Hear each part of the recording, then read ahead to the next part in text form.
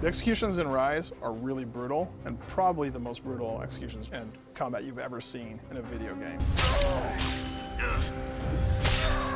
We want to bring it up close and intense. Other games really do a good job with the camera way out. This is a different experience. You're in there and you're taking your shield and your sword and you're smashing dudes' jaws with it. You can only experience that in Ryse.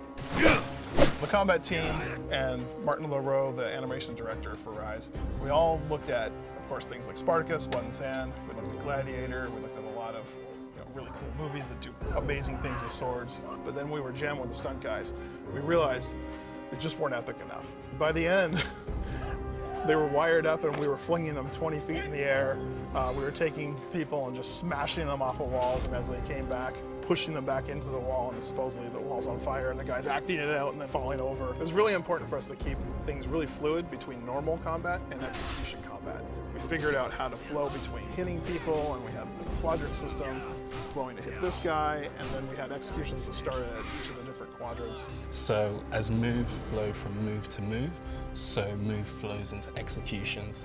And again, we have a really strong animation database that knows to pick the correct execution based on the AI, the distance, the angle. So you start off with kind of like pretty cool executions.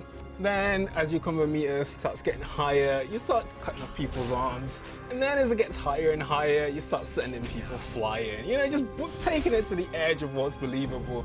Give you input during the executions. That could be a health boost, focus gain. So if you're low on health, live or die by your executions. In the middle of killing two guys, you can actually switch perks on the fly. First guy you're killing, like, oh, I'll take XP. Next guy you're killing, say, I'll take some more focus because I want to max that out. You kill the second guy, your focus meter goes up. Now you have enough to do a focus attack.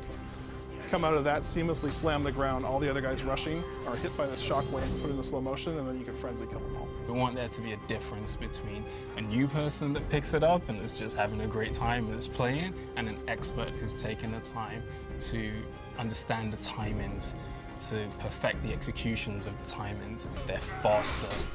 The reactions to the enemies are bigger, their combo multiplier is higher. The combat system exists and the basis is strong and it's there without the executions, but there's all these paths and all these like leads, shortcuts and tricks and gameplay moments that allow you to really build the executions into them and use the executions to your advantage, strategic advantage and gameplay advantage, not just with visual treatments. So you pick up the game, you can hit who you want to hit, you can perform the actions that you want to perform. All your options are available to you at all times. So another thing for us was the performance capture part of the combat and the executions in Ryse.